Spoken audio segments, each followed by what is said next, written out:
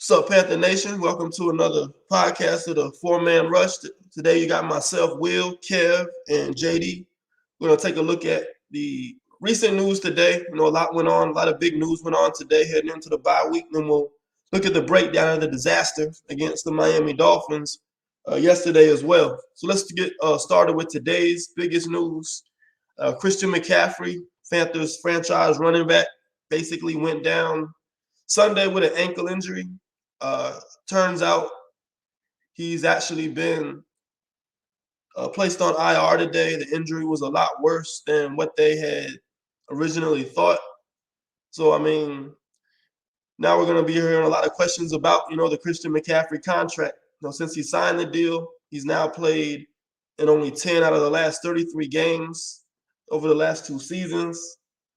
He's played well when he's been there. We're obviously a better offense when he's healthy, but how often is that going to be? So, start with you, Kev. What's your thoughts on this Christian McCaffrey injury, and what do we got to look forward to going forward with him?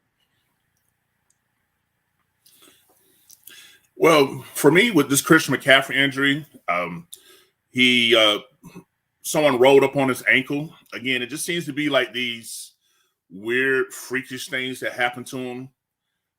With the hamstring, it went untouched, but we all know that was from fatigue, from having so many touches 4 days earlier against the Saints in week 2. But for me, and I know I'm going to be in a minority with this, but, I care less. I stand by what I believe in, but I don't ridicule nobody else's differences. I just think at this point it's just a safe play, really. With the MRI. Let's just be honest. When it's MRI Monday, man, you bound to hear anything coming under the Matt Rule era. At least we didn't get any new terms like we did with Sam Darnold with the spatula, injury. At least we're just hearing, they're not saying high ankle sprain. From what I read, it just seems to be ankle sprain. I've heard other things, but I'm gonna keep that on the hush until time rolls by. From a couple of people I've spoken with me from the inside, but just in general though, from a football X's and O's standpoint, this is something that Panther fans shouldn't be unfamiliar with. Particularly the coaching staff shouldn't be unfamiliar with. Like I said, during the Matt Rule era, during the 2 years, like before Matt Rule, I don't think McCaffrey missed any games. Since he got here 20 Rivera, but for whatever reason, during the turn with Matt Rule, it just seems that when these freakish nagging injuries just start to pop up, don't know, can't put any correlation there. This is supposed to be someone who was a master or someone who put a high demand on the sports science aspect. That was one of the things that Matt Rule sold David Tepper on to become the coach, was the whole sports science aspect of keeping players healthy and things of that nature. Well, not sure why, one of the more finely tuned, highly, workout ethic guys around seems to keep getting nicked up. But, it's just back to this running back by committee. Chuba Hubbard, who had the goof yesterday on the punt block protection. Amir Abdullah. I don't know who we're going to bring up now. I know we had recently cut Royce Freeman. Do we bring him back? But overall, I just think that this is something that they're doing for whatever reason.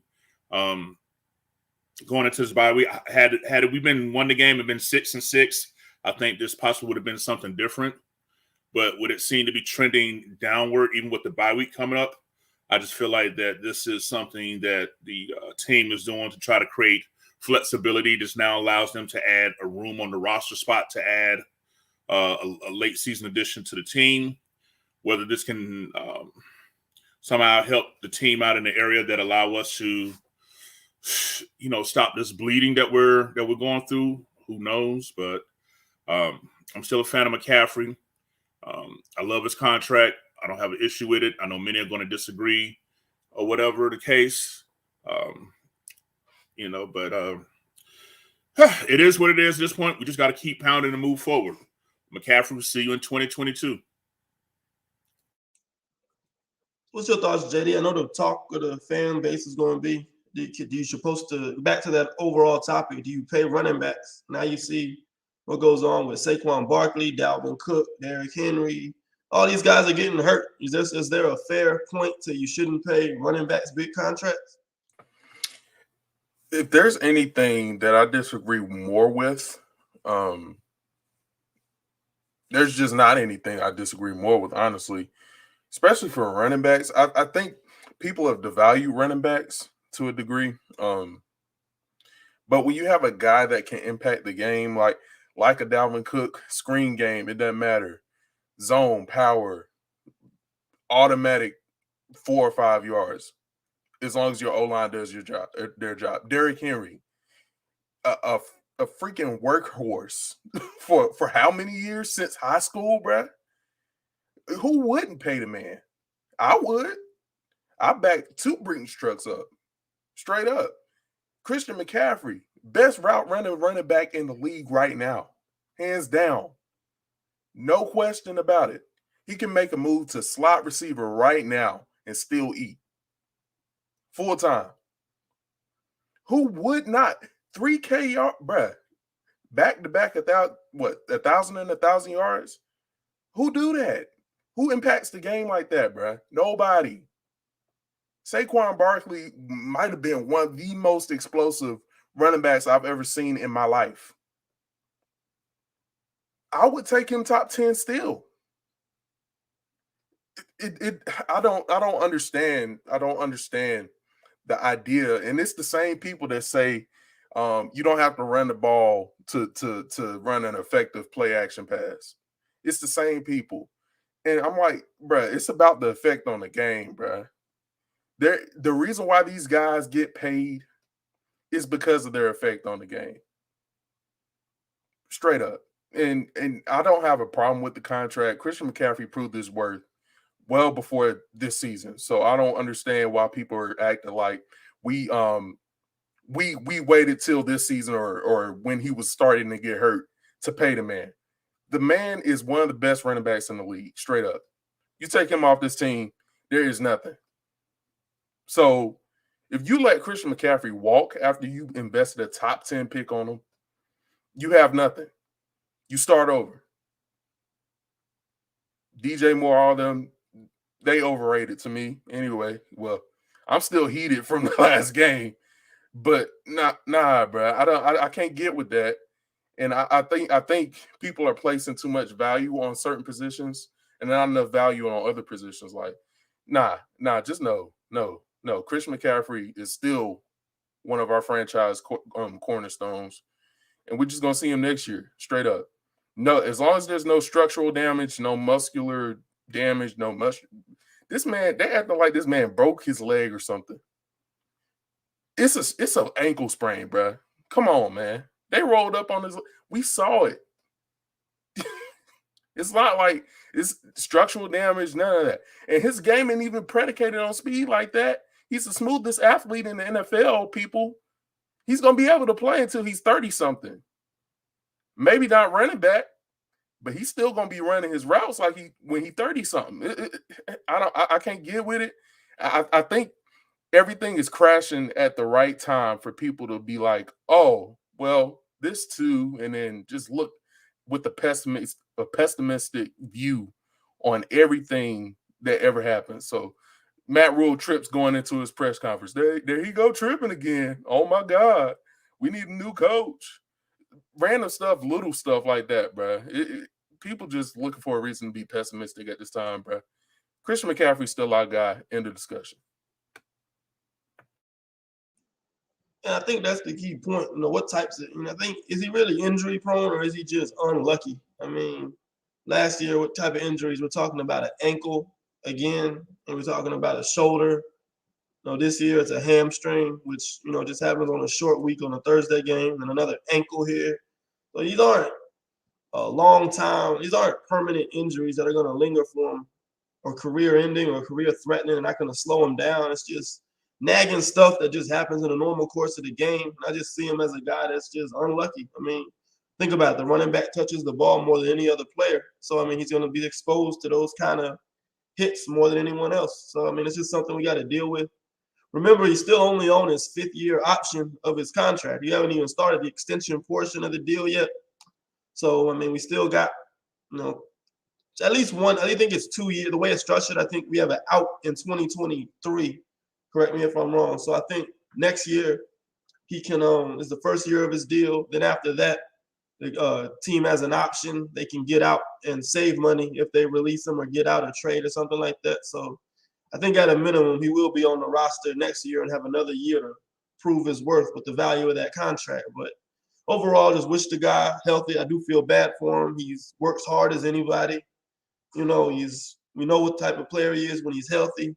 And I think he's probably more disappointed about his injury than any of us today. So, hopefully, best wishes to McCaffrey. Hope you get better. And next man up, let's just see what Amir Abdullah and Chuba Hubbard can do for the rest of the year. Now on to and one thing. Yeah. Oh, just want to say this real quick. We'll just address the elephants in the room when it comes to Christian McCaffrey. Here the 4-man rush, we don't bite our tongue. We speak tactfully, but we also, call a spade a spade. The people who are down or negative pessimists about Christian McCaffrey, let's identify who they are and why. We have some, simply by the fact they always thought he was too small, couldn't run between the tackles. He's disproved that. We also have the ones that, and ironically, I've seen it on both sides of black and white, who have a problem because he's a white running back. We also have the ones who done got caught up by the analytical nerds who seem to think that you could just plug anybody in at running back. Oh, because the Super Bowl champion teams running backs have averaged only $4 million. That shows that you can just have plugging anybody in a running back and they can lead. You can be on a winning team when it simply does not work like that. Like I say, people, don't get me wrong, people are entitled to their opinions, and we're not saying that you got to like Christian McCaffrey because we like him or afraid of anything like that. All fans are entitled to like who they like and dislike who they like. But I've also seen a lot of these same fans that are, quote, high-fiving themselves or for whatever reason feel like they've proven themselves correct because he's injured or because of some of these premeditated biased opinions and reasons that really have nothing to do with the actuality of the situation. He's that's I just thought I just wanted to add that out there too, that the ones that are beating their chests, saying I told you shouldn't have paid McCaffrey. There's other motives behind why they've never really know who you are. We see the comments in the Panthers group, Panthers Twitter. So, if you want to celebrate this, fine. That's your right to, but we know what it's all about, though. Yeah, and I mean, you look at the running back contracts, the guys on the field aren't doing a lot to justify it either and defeat the narrative. McCaffrey, he just went to IR. Dalvin Cook hurt his shoulder yesterday. He's going to be out for a few weeks. Alvin Kamara's been out the last 3 weeks. Derrick Henry's on IR, my bad. Ezekiel Elliott just hurt his heel. He might miss some time. Saquon Barkley, the kind of time he's missed the last couple years. I think Aaron Jones had some nagging injuries yesterday. So, I mean, it's a lot of issues with teams keeping running backs healthy. The wear and tear is catching up on these guys. Now we got 17-game season, so their touches are going to accumulate more and more and more. So, I mean, how much of it is on the teams just having to manage these guys' reps and their touches better? Because, I mean, Christian McCaffrey clearly isn't the only running back this season, and top-tier running back at that, that's struggling with injuries. I just named several guys who are going to miss a lot of time this season. So, it's unfortunate, but I think, there's that running back contract talk's going to really kick into gear this offseason, considering how poorly all of the guys have performed since they signed extensions. So back to the Dolphin game now. Unfortunately, we're going to talk about what happened yesterday. JD, I'll let you talk. I'll let you start with it. Let's start at the top and talk about this coaching staff. We'll address this first comment up here, which I think is a good way to kick it off. Do you believe in the current regime after what you saw yesterday? It's tough to say that you believe in something and you're not seeing results. Even this is the tail part of the second season. We still haven't figured out that guys on the O-line need to play together to get better together. We still haven't figured out an offensive identity outside of Christian McCaffrey, and then bringing back Cam Newton as a cop-out.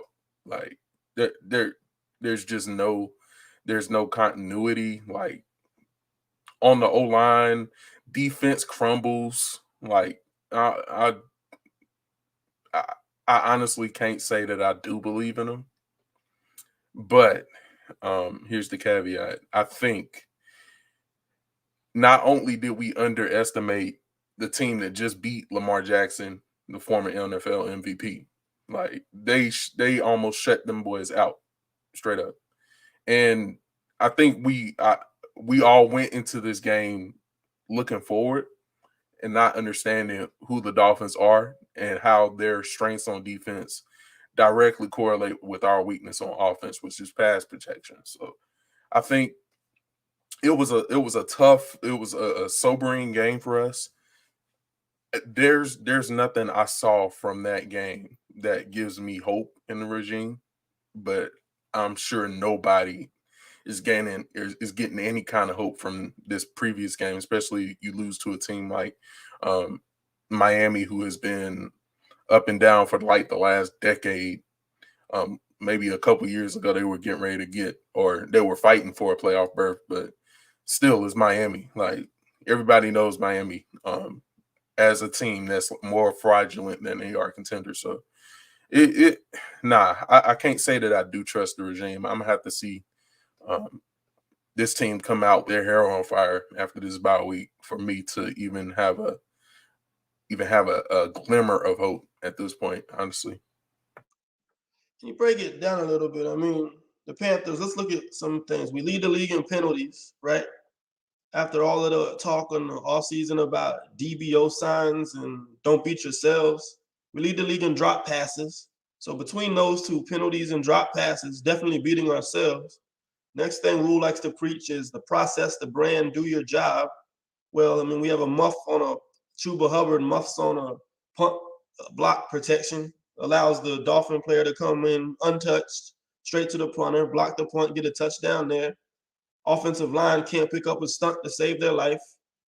You know, secondary, got breakdowns in coverage on the back end. So clearly, gap control has been atrocious. So they're not getting the message about doing your job either. So between DBO and do your job, we're not seeing that translate to the field. So Kev, my question to you is, do you think the players are responding to Rule, or does he have to do something different to get something better out of his roster?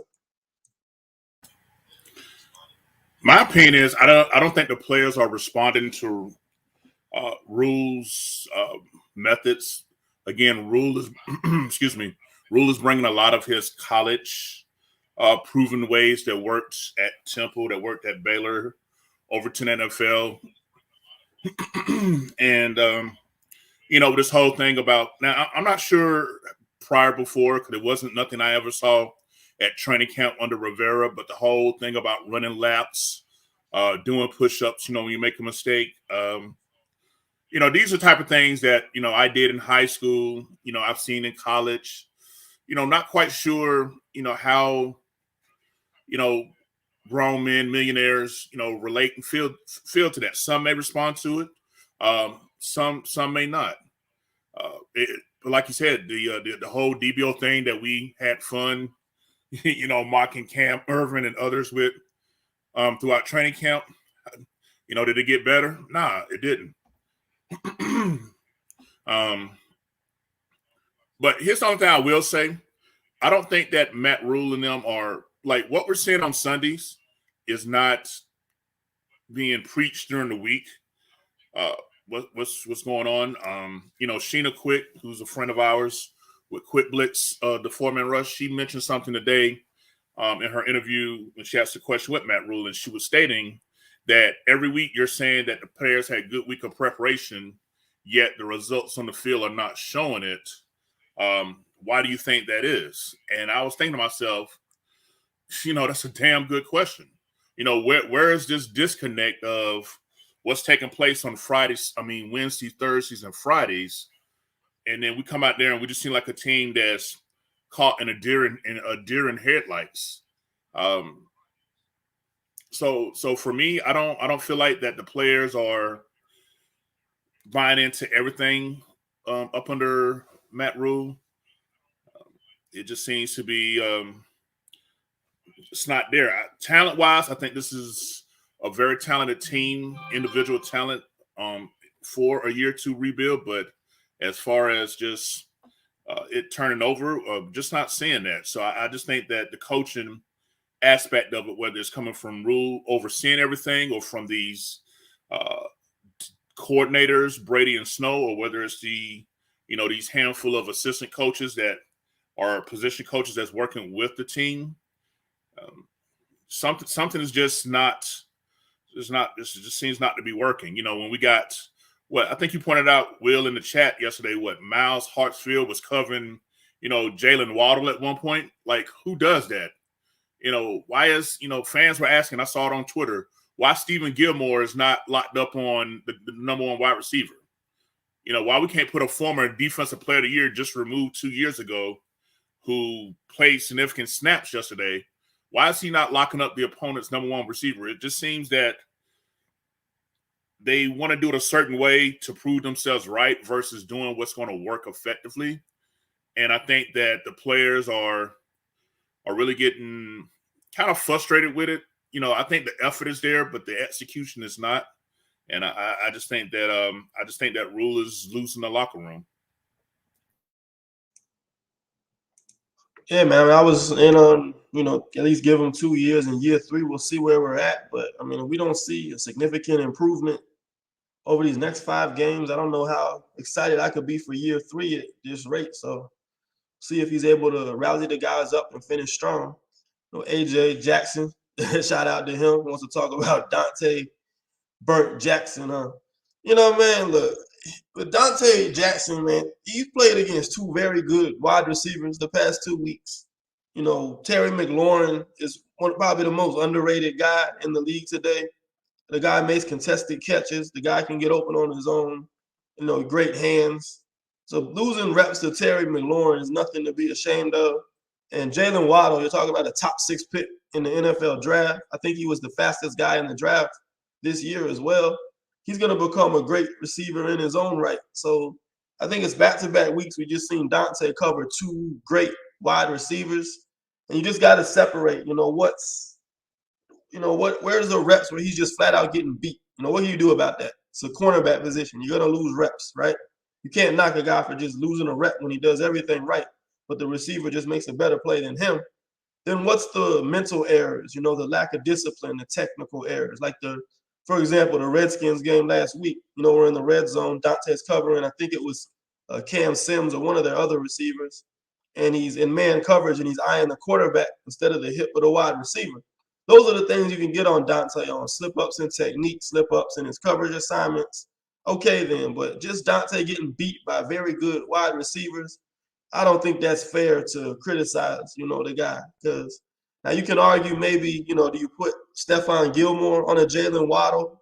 I don't know. I mean, Steph ran a 4.38 at the combine, but this point in his career, I don't know if he can keep up with a guy like Waddle. If you watch what they did in New England when they played the Chiefs and Tyreek Hill, you'll see Stephon Gilmore actually shadowed Sammy Watkins, not Tyreek Hill. They put their other corner, Jonathan Jones, on Tyreek Hill and had a safety over top. So he would shadow the number 2 wide receiver, not the number 1, when they played speed guys like Tyreek. So him shadowing a guy like Jalen Waddle, that might have been a little too much to ask for, even with Stephon Gilmore. I think Dante was the right matchup for Waddle. He just lost some reps, and it happens. What's your thoughts on that, JD? I think people get into a basketball mindset, especially for like a guy like Kobe.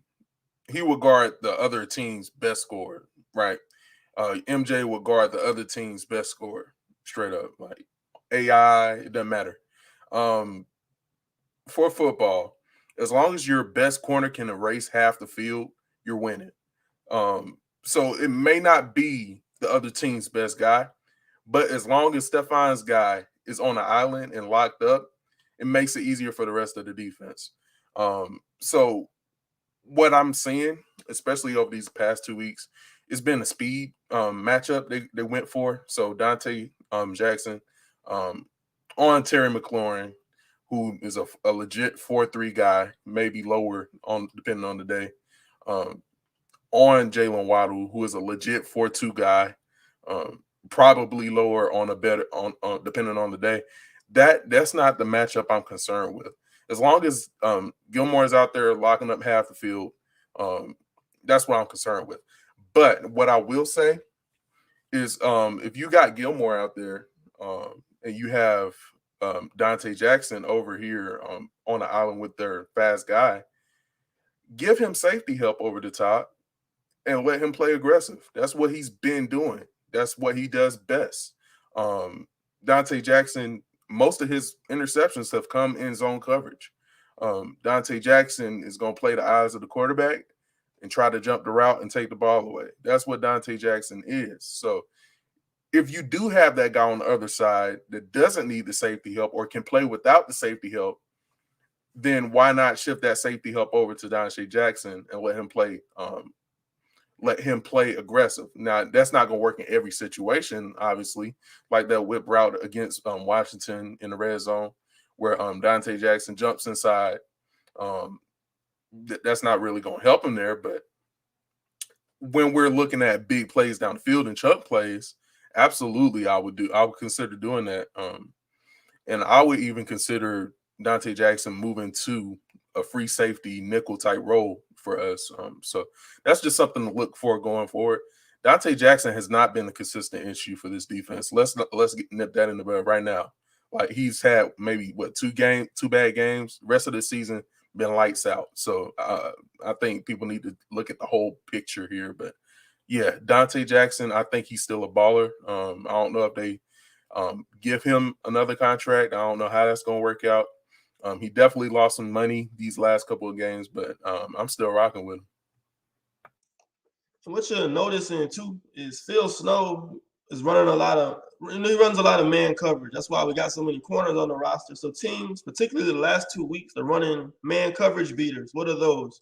Either 4 verticals, my guy versus your guy, get one beat. You can run rub routes, deep crossers, things that'll get your corner knocked off the receiver, stuck in traffic to help free their receivers loose. So I don't think it's all on Dante. I think we also have to do a better job of, not leaving them on an island and, mixing up our coverages so we're not so predictable. Because once a team knows you love the man coverage, they're going to alert and change to a man beater type route combination. And that's how they'll get you burned. So, and that's some of the routes you're seeing Dante get beat on too. Like, how are you going to ask a corner to cover sideline to sideline when a receiver is running a shallow cross or a dig, coming across the field? If a quarterback has that much time to throw, and you got your corner having to chase this guy all the way across the field, no matter how fast he is, he's going to get open eventually. So, I think it's a combination of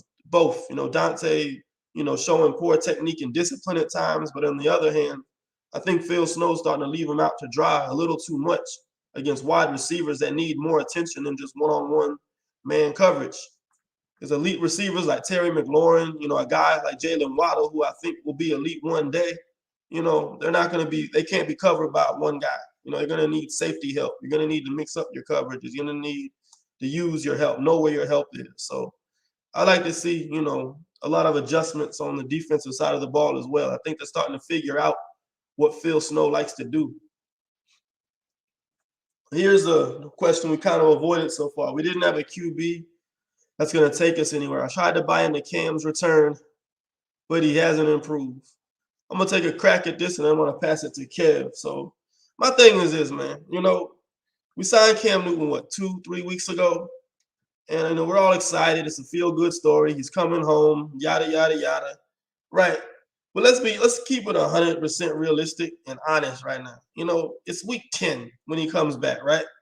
He comes in against Arizona Cardinals, throws for a touchdown, runs for a touchdown, whoop-de-doo. But come on now. He's played 9 reps, situational packages, goal line, short yardage type stuff. He's not really running an offense and engineering an offense, right? Then he comes in against Washington. Again, very limited playbook, read option type stuff, quarterback keepers, one read plays. He's really hasn't really dug into the playbook yet. He's only been here, 9-10 days of practice. He's missed out on mini camp. He's missed out on OTAs. He's missed out on preseason. He's missed out on training camp. He's missed out on several regular practices and 9-10 regular season games. So no matter how good you are, we think of Cam as this Superman type player. He needs practice. Everybody needs practice. You put Tom Brady out there with 2-3 practices on a whole new team, no access to the playbook, never played with most of the guys on the roster. This is the result you're going to get. Cam was 5 for 21, 92 yards and 2 picks. He looked like a guy with 9 days of practice, if you ask me. I mean, what do we expect? I think this was more of a feel-good story for Matt Rule. It was a sinking ship. They brought in Cam to try to energize the fan base. We bought into it. We got excited. Cam's back. We saw what he did in 2015, 2017. He's carried bad offenses before, yada, yada, yada. But now we're starting to see, he's human. He puts his pants on the same way P.J. Walker does, the same way Sam Darnold does. Man, he needs practice reps. So, asking him to come in this late into the season with no playbook, no familiarity with the system, things like that, that's asking a lot of him. Even him, a player of his caliber that's accomplished what he has. So I think we just have to normalize our expectations a little bit, take a step back. It's unfortunate for him because he's playing on an extension. He's going to have some bad tape out there because he's basically playing like a chicken with his head cut off. He doesn't know the playbook. He doesn't know the 2-minute drill. He doesn't know hurry up. He's basically on a limited playbook playing backyard ball right now. So, I think we just got to normalize our expectations a little bit with Cam. We're not going to see him clicking on all cylinders, for another couple of weeks. If not, maybe not this entire year. So what's your thoughts on that, Kev? You pretty much just crushed it, with your great analysis here. Again, just looking over the timeline here, what's today? Monday, November 29th. Cam, officially got signed on Thursday, November 11th on Veterans Day. That was just 18 days ago. And, the fact that, this comment here that I tried to buy in Cam's return, but he hasn't improved. What realistic, fair expectations did you have?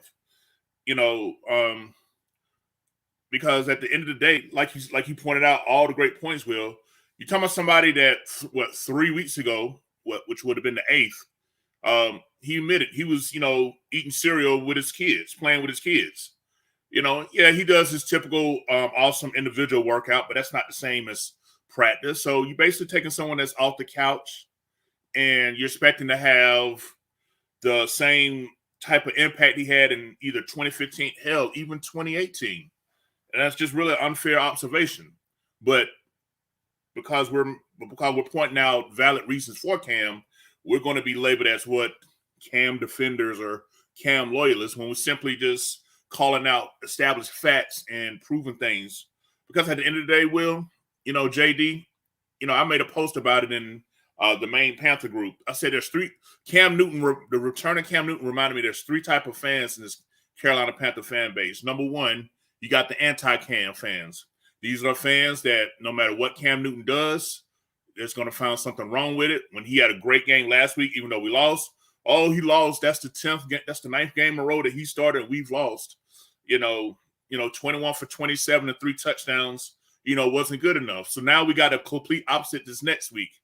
Oh, he's trash, this, that, and the third. So you're going to have fans that's just ready to just dissect Cam Newton apart under any circumstances, no matter how his individual performance is. So we get that. Then you're going to have what I call the counter fans. These are the fans that see no wrong in Cam and they'll blame everybody but the team. I saw a few of those out here today, talking about the O-line, which was trash, which played like ass. Let's not, ignore it. But prior to that, they had a good month stretch where they were playing very good above average play on both run blocking and pass blocking. But overall for the season, I got them maybe like at a C- right now with that performance. Maybe yesterday, maybe a D+. And then you got the fans like like here with us, here the four-man rush. You know, we'll call out the bad, we'll celebrate the good. You know, we don't care nothing about personal attires and wardrobe. At the end of the day, we just want to see our team play well and win. That's all that we want. So when these type of comments come out, you know, it just really make me feel like, you know, what's the motive? You know, how fair are you being? You know, what realistic expectations did you have for this man? You know, now if Cam had the same time that, say, a Sam Darnold had and performed like this, then yes, you have every right to rip his ass wide open, you know, with these type of comments. But again, 3 weeks ago, this man was playing with his kids, not doing anything. It's not fair, but I'm not going to change anybody's mind by saying all this. But once again, we just have to make it known that we see it, we call it out, and we deal with it up front. You know, there's not for some people. You know, Cam was on a short leash the first time he had a bad game. Oh, it's over and done with. So, well, you know my stance on it. That's just how I feel. I know, JD, you graded Cam this past game. When you were watching the film, what kind of things did you notice? He just looked rusty and his timing was off. His wide receivers not helping him out. His O-line, you know, I know we O-line, we already know they had an off night. What types of things did you see on film that you saw from Cam this last game? Yeah, I graded him out as 0. So the lowest grade before that this season would have been Sam Darnold, 1.7 in his last game played. Yeah, this game, everything that could go wrong went wrong. So as far as pass protection, Miami runs a lot of cover zero blitz. They do that a ton, off man coverage, and then they'll mix it up and come up and press you in man coverage. So their defensive scheme applying pressure to our pass protection outside of rushing, like when a defense rushes their normal, say they only rush 4 or 5 guys. I mean, we've picked that up in the past couple of games, so that's not the issue. It's the communication and the with the stunts, the twists. On top of that, we slide protection one way. As soon as we look at the line, look at that direction, or as soon as our center's head goes that direction, their rusher drops off in the coverage. So Miami has been, especially these last 2 games they played, they have been excellent at keying in on those communication weaknesses. So there's that. And then you got balls being batted down, running backs underneath.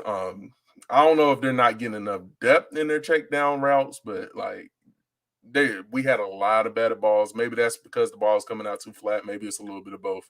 That happened. Some terrible routes by DJ, and I'm not going to do that because my doctor said think about positive stuff. So I already went through that phase. I'm not going to put myself through that again. But DJ is not a wide receiver one. I'm gonna say that again. There's that. Robbie was non-existent until the last drive of the game, or the 2-minute drive. There was that, and then there were just some throws flat out that Cam Newton missed. A couple guys he missed. He rushed he'll rush himself to try to get the ball out before the pressure gets to him, not setting his feet. Missed the guy, misses the throw. So also there's just some throws he shouldn't have taken, point blank period. The one interception where DJ's running that in breaking route, that should have never been thrown to DJ. Looking back at the film now, you got one of the best corners in the league right in his hip pocket. And I respect Cam for expecting his guy to beat him, but DJ Moore didn't even expect to beat him. I'm going to just put it that way. Yeah, it was a little bit of everything. It was just a disaster. I've never seen a game from Cam Newton like this one, as far as how bad it was. But again, it's a team game, so you can't place all the blame on him. But still, Cam Newton was bad, bro. Straight up. Okay, so his next comment, didn't see Terrace Marshall was a healthy scratch yesterday. According to Matt Rule, they wanted to elevate another player for special teams. You know, I'm not a fan of how he's managed his rookies this year. I mean, Trent Scott basically graded out as a 0 on PFF. We'll see what Smooth has with his grades later this week. And, Deontay Brown can't get no reps. Brady Christensen's playing all over the place. Now he's got Shi Smith ain't getting no reps. And now Terrace Marshall is a healthy scratch. So I don't know what's going on with this rookie class. Are they underperforming in practice or what? But, at some point you got to let these guys get out there and start, getting reps and getting better. I know Marshall, when he was healthy, he was getting open. We just weren't finding him.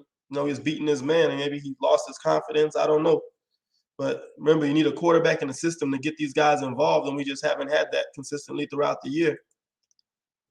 Next comment, I don't have access to watching the video of the game yesterday, but I really want to know of the pass plays, how many times did Cam have at least 3 seconds to throw before he had a defender on him?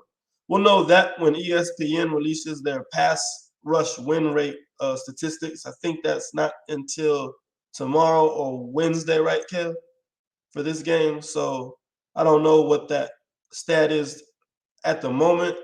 What I do know is that according to Pro Football Focus grades, this was the lowest graded offensive line pass protection performance that they ever graded since they started doing this. So take that for what it's worth. I don't know if we were that bad, but I don't think you need that. I don't think you need PFF or stats to show you how bad the offensive line was. Yeah, and just to answer your question, Will, it usually comes out on Tuesday. They wait for the Monday night game to finish up and break it down. So usually Tuesday during the afternoon is when those type of advanced stats do come out. Okay, yeah, so we'll know more about the an answer to this question probably tomorrow. We'll post it either on our Twitter or Facebook account. Don't be a cloud on a sunny day. When you wake up every morning and keep pounding, we need to look at our opponent. Oh, always, you know that. I'm not pessimistic to want to move on from Rule. What's optimistic about wanting him to stay? What's the fear in moving on from Rule and Snow?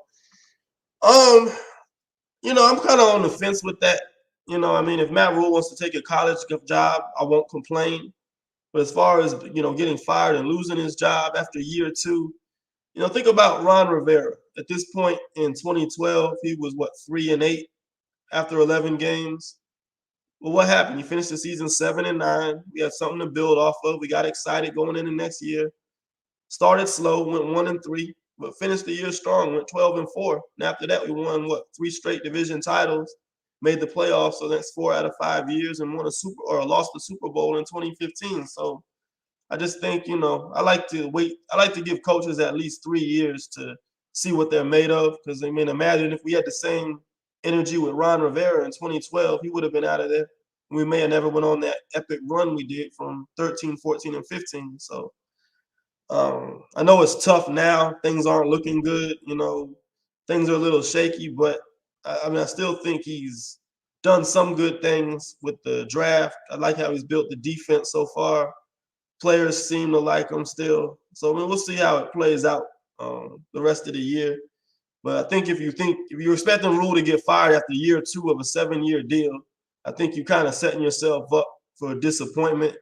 I prefer to take the approach of expect him to be here next year, and I'll be pleasantly surprised if Tepper decides to move on from him or he goes the college route. So what's your thoughts on that, Kev? I know Rule's off to a shaky start, but lose his job worthy yet? I definitely don't think he's worthy enough to lose his job. That would pretty much be a huge slap in the face for both Tepper and Rule. I still remember when Tepper explained his vision. He said it's gonna be rough at first at the start, but you'll start to see the foundation being built. Now, even though right now we currently are not enjoying seeing this foundation in year 2 with this current play that we've seen over the past several weeks, again with this bye week, let's just take a look and see what this team does. If we come out the blocks and smoke Atlanta at home December the 12th, and then I'll feel like, okay, this team that got their second win. Some of us, man, it's just the Falcons or whatever, but it's a division rival that that beat the team that we lost to yesterday, because the Jaguars beat the Dolphins. Falcons beat the Jaguars, and we lost to the Dolphins. So take that for what it's worth. But I can get caught up as a fan in a moment and feeling like that maybe Rule is in over his head. I just, I be thinking a lot about what Big Smooth be saying as far as like seeing growth throughout the season. And right now it's really a struggle for me to see a lot of growth collectively. Yeah, we've seen individual players grow and get better, but as a unit, when we're seeing the same mistakes happen over and over and over, up until a couple of weeks ago, I had no idea that we was top in the league in penalties. I did not know it was that bad. We even had I don't know if you guys saw the tweet from Trey Boston. He even got on and said something on, you can take his motive for what it's worth. But Trey obviously still follows his team. He pointed out and said things like that. That's coaching. That's coaching issues. Something else you brought up, Will, with the offensive line shuffling. Brady Christian had one of his best games against Washington, yet he sits back on the bench initially for Dennis Daly. And then when he does come into the game, he's put at guard. Again, it's these type of decisions where you're placing these players that's really befuddling right now. Like, I know we're just fans. I know all we have is the internet to look up, all 22 or whatever, but anyone that loves the game of football sees certain things are just plain common sense, And I don't know if we're trying to outthink or if they're trying to just do things in a certain way to get the desired results. I have no idea. All I could do is speculate as a fan, but just for me, it's just really frustrating trying to figure out what's real. I mean, if we was asked each one of us, what's the identity of this team right now offensively? Even with the energies, like what can we hang our hat on? Yeah, we got a talented defense, but if they don't have a big lead to play with to turn loose all the blitzes, then what? When teams have decided they're just going to sit up and pound on us, that's exactly what they've done. Our motto was keep pounding, but when teams think to play to bring the pounding to us, more times out of not, that's what ends up happening. So in year 2, as we're looking towards the quote unquote turnaround year in year 3, what is the identity? What is the true identity of this team with 5 games left remaining in the season?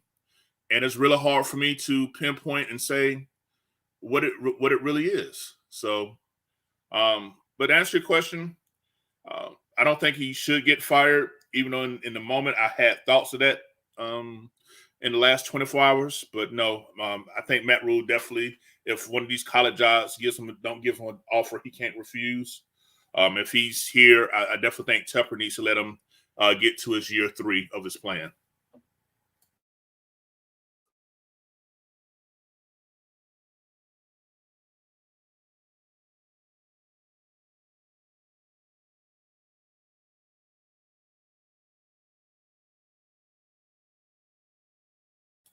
Hey, Will, you muted.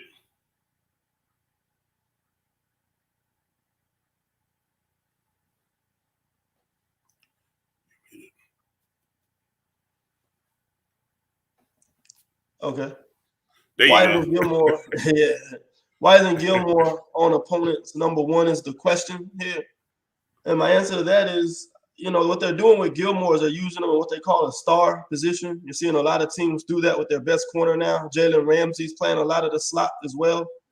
And they're shadowing, bigger slot receivers, and they're shadowing tight ends as well.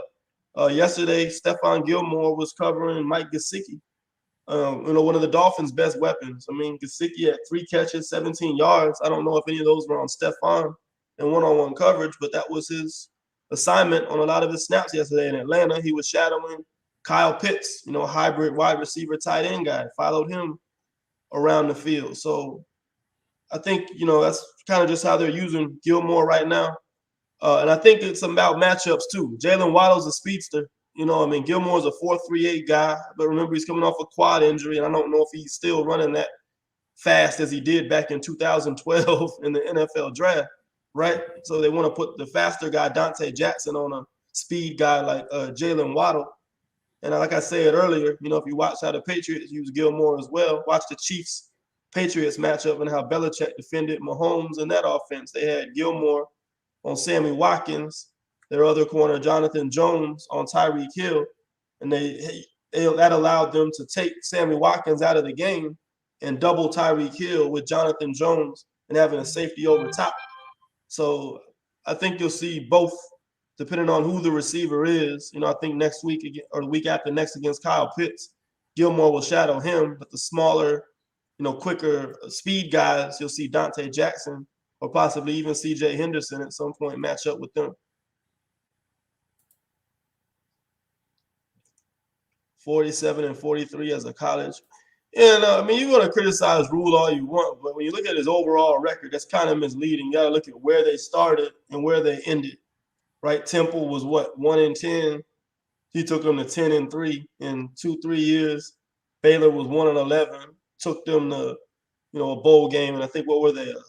Same thing, 11-2 or something like that. So yep, you can't look at his overall record because it's not considering the progress he made from year 1 to year 3 at those programs. He took over. Those programs were in bad condition when he took them over, and he left there. They were pretty good, in pretty good shape. I think we give Rule one more year because the defense is talented. Now we need to fix the O-line and maybe grab a vet. That's another question. We talk about Rule getting another year. What's your thoughts about Joe Brady? I'll let you answer that one, JD. It's tough because he's been dealt this O-line. I'm sure he's not the person who or the final say person in who the draft choices were, or who are free agents we can target in our budget. But it's tough to open up your full offensive playbook when you're working with limitations as far as pass blocking. When you're working with limitations as far as quarterbacking. Joe Brady was given a broken quarterback and said, and was told, find a way to fix him. Joe Brady was given Pat Elflein, Cam Irvin on the first day, the dawn of free agency. Immediately, that's who we went to, and he was told, okay, now build a offense that could sustain drives and score touchdowns. He inherited a Christian McCaffrey who needs to be on the snap count, but because we don't have another, or we released all the other running backs that have that same skill set, now he's forced to be getting the touches early in the season. So it's tough for me for Joe Brady because you can see the brilliance in some of the play design, especially if you watch the film, route concepts, all those things.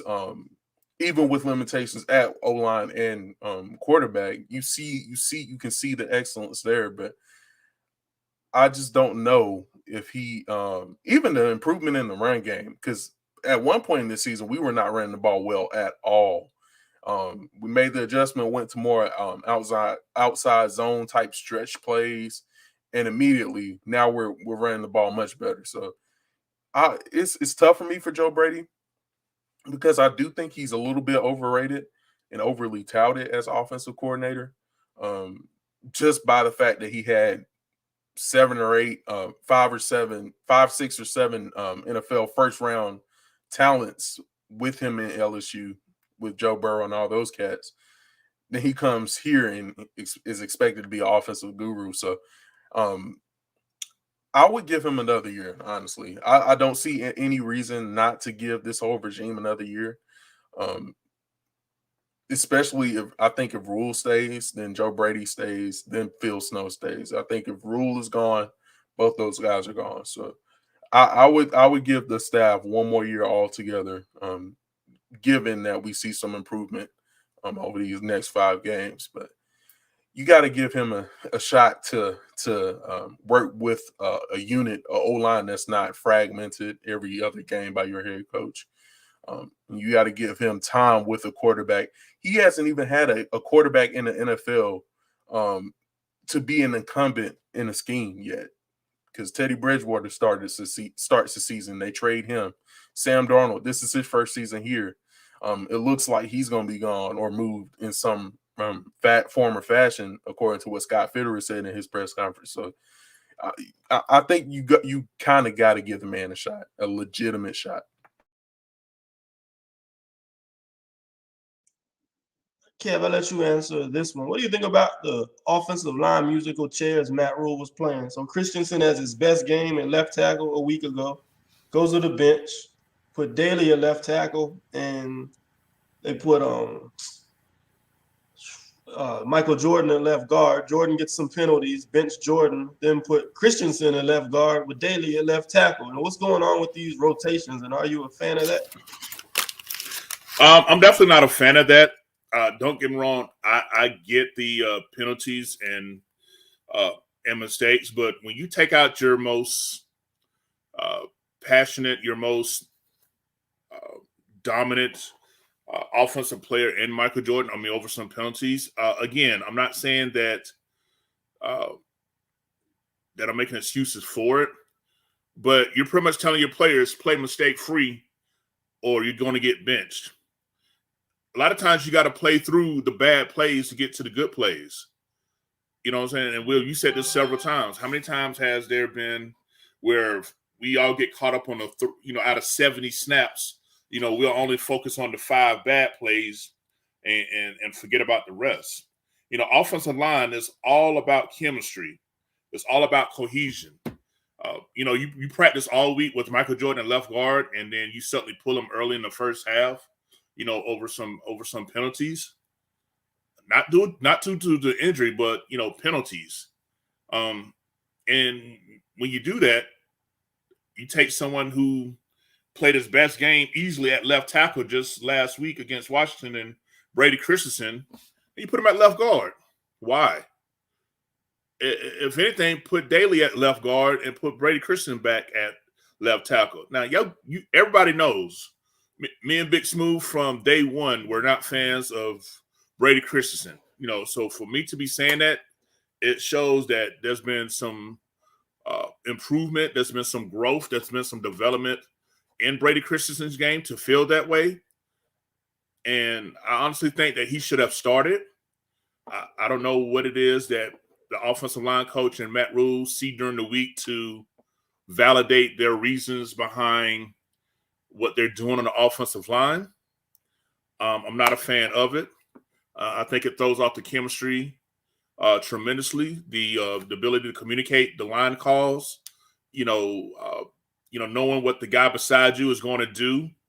All of these things are factors playing in the trenches that you just don't take one guy and plug him right in and expect the same thing to happen. So I'm definitely not a fan of what Matt Rule did. Brady Christensen should have got to start at left tackle, and Michael Jordan should have never been taken out of the game. Here's another good comment here. Our interior pressure has been inconsistent lately. So what we know in this last game, I guess what I learned after, I wasn't aware of it when the game started, was that Matt Rule actually benched Derek Brown for poor performance following last week's game. So Bravion Roy got the start this week. Then you look at the snap counts. Derek Brown only played 49% of the snaps this week. So it looks like, Derek Brown's being punished for not playing well. So Kev, I know you're a trench guy. We're a huge Derek Brown fan coming out of Auburn. What do you think is going on with DB? And you think benching him is going to motivate him and make him better at all? No, I definitely don't think benching him is going to make him better. First of all, we're already short at defensive tackle. Now, I did notice that we did finally get some regular season play out of the 7th round pick, Phil Hodgkins yesterday. And I believe, if I'm not mistaken, he was able to come in and get a sack as well. So, that was nice to see, in his first game action, of the year. He had 2 tackles. He had a tackle for loss. He had a sack, and he had a quarterback hit. So, there you go. Phil Hoskins, a 7th-round pick. I think for, first significant game action of the season, I think that's not a bad way to get started. He's got ones all across the boards. 1 quarterback hit, 1 tackle for loss, 1 sack, 2 tackles. Only thing he didn't have was obviously a pass defended or whatever. But as far as going back to Derrick Brown, no, that's your top 10 pick. I think that you continue to coach him up. Like I said, this bye may be coming at the right time where players just need to get away from everything and just rechannel, re-energize themselves. But Derrick Brown, as a man, he needs to look at himself and look at his play and realize that he can't overpower everybody in this league. I still think that there's times that he relies too much on his power, and it allows that leverage that he gives up to be used against him and moves him out the way and get him, put him in bad position. So, but things like that you play through. Benching him is not going to prove anything to him, make him better, and it's definitely not going to make the defense better, because again, where we're getting gashed at is pretty much off tackles, with these run plays, which is to the outside, the C hole, the C gap and D gap is where teams are finding a lot of success with us. For the fact that even though they only had 111 yards and 39 carries, no one averaged more than 3.5 yards yesterday for Miami. The fact that this team, who was averaging, dead, managed to put up 100 yards against his defense, it pissed me the hell off. It really did. Now, I know the turnovers put us in short field situations, but the fact that there's 100 yards rushing by the Miami Dolphins against this defense, which I said on the previous podcast, they may not give up no more than 50. I don't like that. Time of possession was 38 minutes to 22 minutes. So, yeah, taking Derrick Brown off during this little struggle stretch, because he was playing very good prior, I just think would not be a benefit for neither him or the team.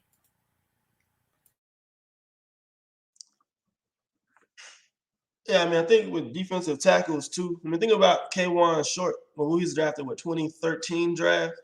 2013 he's solid, 2014 is solid. Then what happens in 2015? 15, 16, 17, 18. He's arguably a top 5, top 10 interior defensive lineman in the entire league. So players develop at different paces. I think we've seen flashes from Derrick Brown on the type of player he can be. You watch the Minnesota game, don't believe me. Greg Cosell from NFL Matchup basically said Derrick Brown was the best player on the entire field that game. So I think it's just a matter of being more consistent with his play, utilizing his hands more, adding more rush moves to his arsenal. And I think he can do. He's shown all those things in college.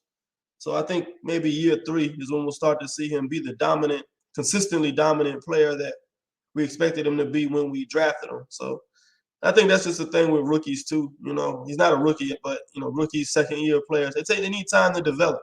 Look at Brian Burns. He's still getting better, has a lot to work on, and he'll be a fantastic player for us for years to come. So we just got to be patient with these guys, let them grow, let them develop, learn from their failures, and we'll see them at their best, year 3 or 4 of their contract. I'll let you talk about this one, JD. What do you think of Chase Blackburn's performance on special teams this year, between the kicking units, return units, punt block? I think it's the second time we got a punt block this year. Yeah, first time would have been Minnesota, I think. Yeah, so what you think about these special teams unit this year? I want to say I'm concerned. Honestly, we should never even be in a position to punt the ball inside our own 30-yard line anyway. So both of our punt blocks have been from our own territory. So, yes, you can. There's cause to blame for the protection and getting beat on stunts and not doing your assignment or blocking your assignment. I find it hard to place blame on special teams, because your offense should at least be able to pick up enough first downs to give you room to play field position at the very least. So while I will agree that a lot of this could be placed on special teams coaching, just get first downs, bro. Score points. Like, I'm not gonna sit here and argue about special teams. You know, like just do your let the offense do their job, right? Tell DJ Moore stop being a fraud. Like, come on now. I'm not gonna. Nah, I ain't gonna blame Lachlan Edwards and now Chuba know he did wrong for not for trying to block the edge guy, but come on now. We talking about special teams. Special teams? Special teams. And we got to. I mean, we know you're the biggest Alex Erickson fan in the entire group. Ain't that your boy? Boy, I said Alex Erickson is the white Farrell Cooper, bro. Straight up. He just white. Now, same dude. Same yards after the catch of the punt, all that good stuff. Same speed, look like. Yeah, we talking about special teams though. I mean, yeah, you can lose. Yeah, what's the stat? Like if you block a punt for a touchdown, you lose what, like 97%, 70% of the time, 80% of the time? Yeah, something like that. We block a punt on special teams for a touchdown and we lose the game. So, I mean, look, bruh. Yeah. Special teams can block punts better. Yes, field goal unit can block for field goal units better. Field goals better. Field goal attempts better. Score touchdowns, bruh. That's it. That's all I got to say about it. All right, well, it's approaching an hour now. I think we've got through all of the fan comments and questions. Heading into the bye week, so can't lose this week, so that's a good news. Kev, you got any final comments before we call it a night? Yo, I just want to say I had a great time in Miami. Man, Panther fans was up in there pretty deep. I mean, damn, we could have really turned Miami into a Panther party had the team showed up here. But I get it. It was just one of those things. Good thing is we won't have to go back and play at Miami in a regular season game until 8 years from now. The last time we played in Miami was 2013. This is 2021. So we'll see you again in Miami in 2029 based on the current NFL schedule set up. But, I appreciate all the fans. I had a lot of fans from the four-man rush check in on me, send me message. So I appreciate you guys showing love, showing support. While I was down there, just wanted to make sure I did my part for the four-man rush to represent during the trip. Glad I made it back safe, and appreciate you guys for checking in on me. That really means a lot. Right, JD, any last words? Y'all, I've been listening to the R&B, old school R&B. Like, boy, thank y'all for being true fans, though, because, like, look, y'all, salute to y'all, bro, because it's hard out here now. Like, Cam, they can't, the high from Cam coming back don't wore off. Like, we in hangover season right now, like, straight up. So, salute to y'all for sticking through it, bro, because, look. All right, well, everybody enjoy the bye week. Hope you enjoy some other games to watch. Don't have to watch the stress over the Panthers this week. Appreciate y'all for tuning in tonight. Be sure I'll post the podcast up on Omni so you can listen back if you missed something. Hear it on Spotify, iTunes, or Omni platform as well. Other than that, keep pounding. We'll talk to you guys next week. Then we'll break down the Falcons game, the rematch. Hopefully we'll get some guests on here so we can interact with some Falcons fans with y'all as well. So have a good night.